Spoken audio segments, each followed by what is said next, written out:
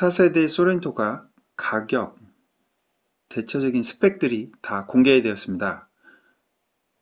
애프터 6라는 캠페인도 진행하고 있습니다. 오늘은 초기에 출시하는 디젤 모델과 하이브리드 모델 중에서 하이브리드 모델에 대해서 좀 살펴보도록 하겠습니다. 소렌토 4세대는 새로운 플랫폼이 적용되어 있습니다. 이 새로운 플랫폼은 얼마 전에 현대자동차가 소나타 DM8을 출시하면서 3세대 플랫폼이라고 소개한 적이 있습니다. 이 3세대 플랫폼이 그대로 적용됐다고 볼 수 있겠습니다. 여기 보시는 사진을 통해서 보면 다골격 바디를 가졌다고 했는데요. 이게 3세대 플랫폼의 기본 특징 중에 하나라고 할 수 있겠습니다. 지금 보고 있는 이 사진은 소나타 DM8에 적용된 플랫폼 앞부분입니다. 차량 앞부분인데요. 이게 다골격 바디를 가졌다는 의미가 차량이 충돌했을 때 이 골격 자체가 여러 개로 구성되어 있어요. 그래서 충돌했을 때 충돌에 하고 나서 그 충격이 차량 내부에 있는 승객석까지 전달되는 힘을 분산시켜 준다는 의미에서 다골격 바디가 더 안전하다고 얘기할 수 있겠습니다.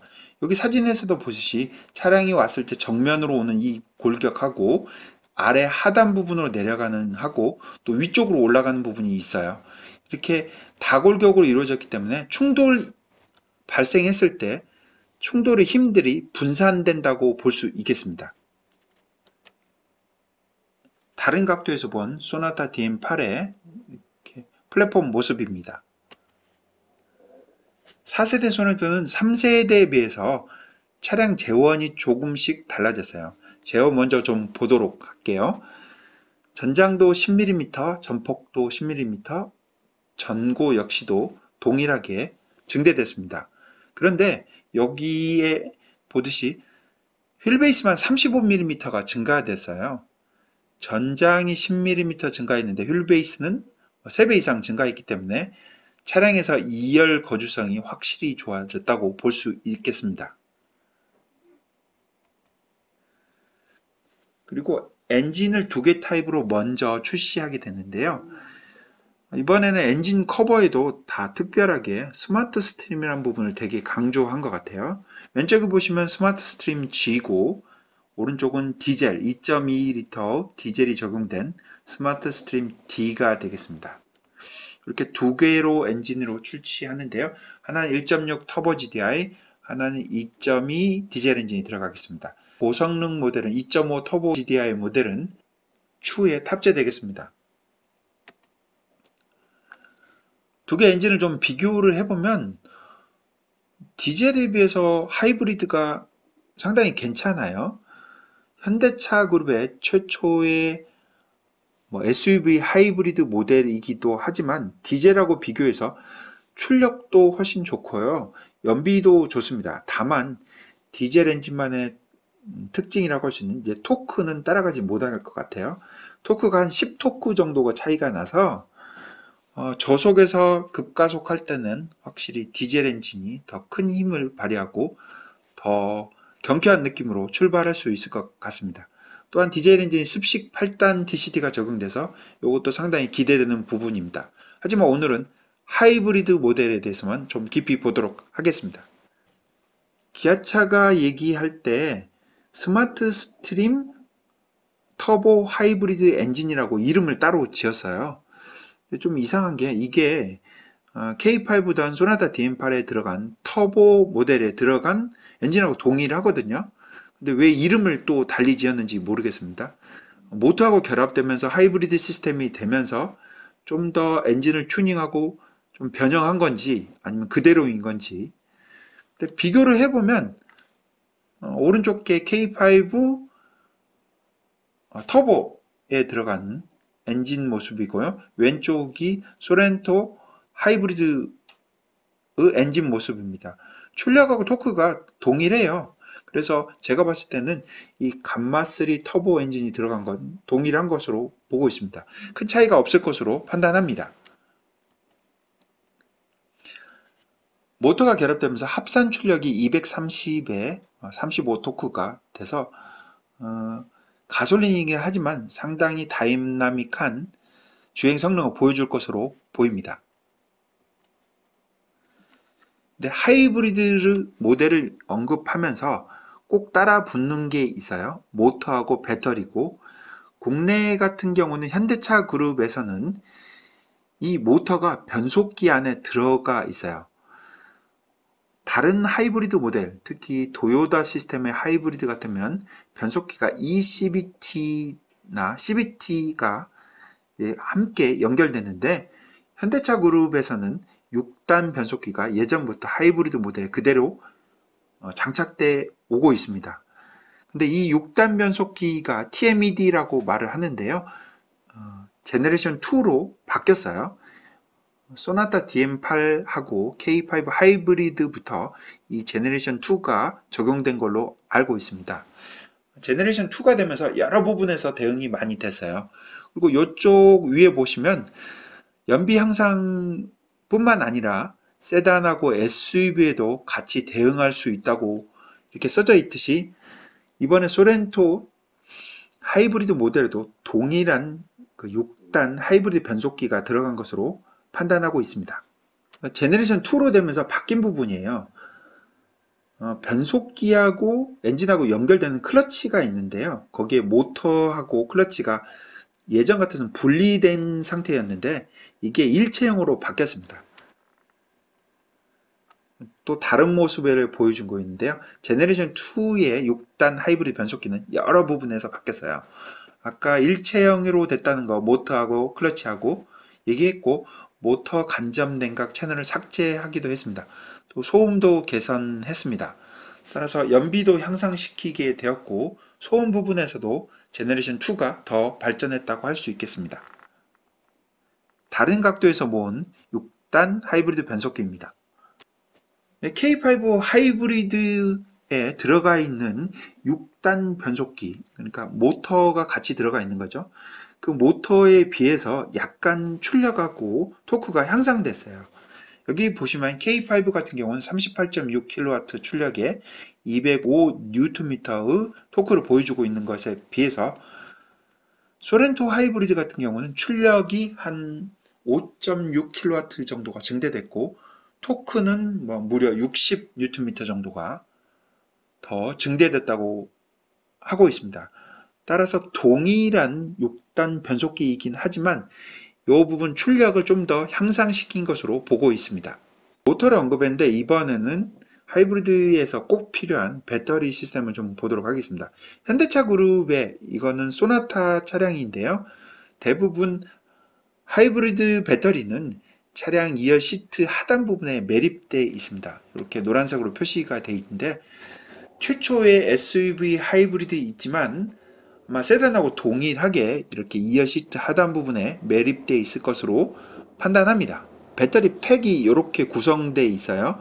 이 배터리 팩의 모습은 K5하고 소나타 DM8 하이브리드에 들어간 배터리 팩 모습입니다. 예전부터 동일했어요. 모듈은 9개, 각각 하나의 모듈에는 8개의 셀이 들어가 있겠습니다. 그래서 모듈이 9개니까 8, 9, 70에 72개의 셀이 들어가 있습니다. 보통 셀 하나의 그 중간 볼트가 한 3.75V 뭐 이 정도 되니까 한 270V 정도의 전압이 나온다고 할 수 있겠습니다. 이 270V 전압으로 모터를 구동하게 되겠습니다. 그런데 조금 다른 점이 있어요. K5나 소나타의 하이브리드에는 요 근래 들어간 배터리 용량이 1.755kWh 정도인데 비해서 소렌토 하이브리드에 들어간 배터리 용량은 좀 더 줄었다고 알고 있습니다. 들리는 이야기에 의하면 1.49kWh로 좀 줄었습니다. 배터리 용량이 좀 준 부분에 대해서 좀 아쉬운 부분이 있고요. 동일하게 했으면 어떻을까 하는 생각을 하게 됩니다. 왜 줄였나 생각해 보니까 1.6 터보 GDI 엔진의 출력이 월등해서 아무래도 배터리 용량을 좀 더 줄이지 않았나 개인적으로 생각하고 있습니다. 다음은 하이브리드 모델을 좀 비교해 볼 텐데요. 국내에서 SUV 하이브리드 모델 자체가 없어요.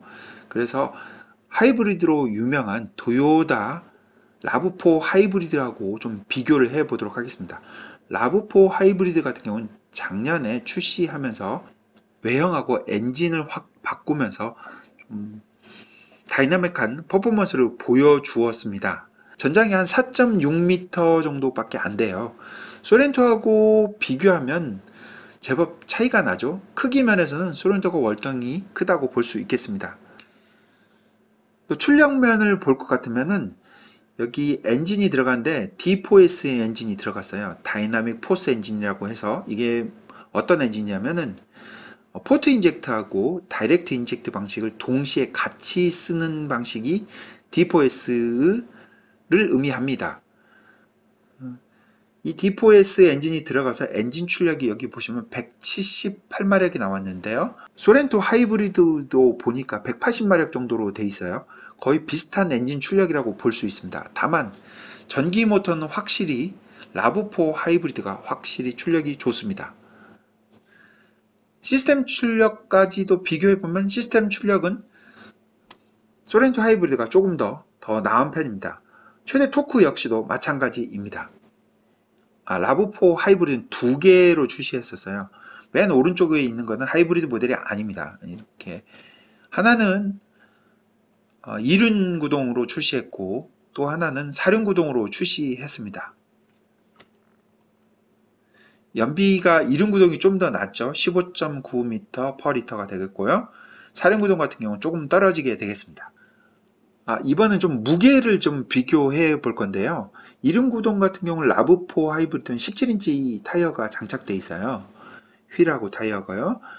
그리고 4륜 구동 같은 경우는 18인치가 들어가 있습니다. 아직 소렌토 하이브리드는 트림별, 타이어별, 타이어 사이즈별 이렇게 무게가 안 나와 있어요. 다만 이렇게 5인승으로 해서 17인치 타이어 2륜 구동일 경우에 1775라고 나왔던데 라브4 하이브리드 오른쪽 모델하고 비교해 보니까 무게가 한 55kg 정도가 더 많이 나가네요. 무게는 확실히 소렌토 하이브리드가 더 나간다고 볼 수 있겠습니다. 그리고 공교롭게도 라브4 하이브리드가 TNGA 플랫폼이 적용되면서 80kg 정도가 감량이 됐어요. 또 소렌토 하이브리드 역시 이번에 새로운 플랫폼이 적용되면서 차량 무게가 80kg 정도가 감량했다고 합니다. 우연히 일치인지 모르겠지만 동일하게 80kg 정도가 감량됐다고 합니다. 요거는 3세대 소렌토 모습인데요. 동일한 타이어 사이즈에서 2륜 구동과 4륜 구동 일대의 무게 차이를 보여주고 있습니다. 이 노란색으로 본 게인데요. 1770에서 1850으로 바뀌었죠. 약 75kg 정도가 더 증대가 되겠습니다. 그러니까 2륜 구동에서 4륜 구동 정도가 4륜 구동으로 바뀌게 되면 무게가 한 요 정도 증가한다고 볼 수 있겠습니다. 그걸 감안하고 무게를 비교하면 되겠습니다. 이번에는 연비인데요. 소렌토 하이브리드 같은 경우는 15.3이 나왔네요. 복합 연비가요. 근데 반면에 라브4 하이브리드 같은 경우는 2륜 구동 같은 경우에는 17인치로 동일해요. 15.9 연비가 좀 더 좋게 나옵니다.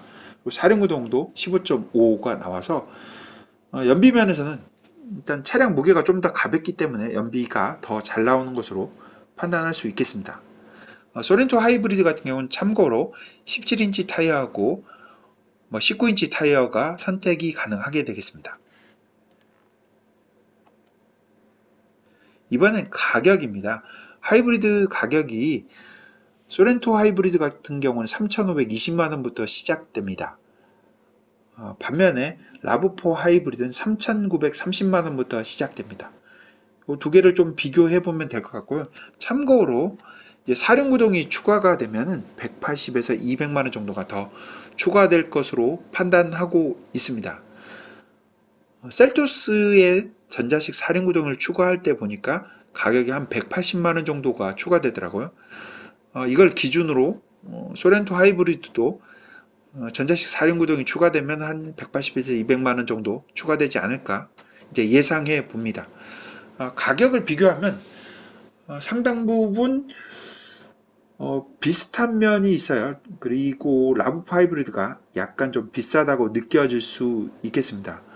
크기 면에서는 소렌토 하이브리드가 월등히 크고 실내 공간이나 인테리어 편의사항의 면에서는 확실히 토요타보다는 앞서겠습니다. 이런 사항들을 비교를 해보고 구매에 참조했으면 좋겠습니다. 이렇게 현대차 그룹에서 처음으로 SUV 하이브리드 모델인 소렌토 하이브리드의 모델에 대해서 좀 살펴봤습니다.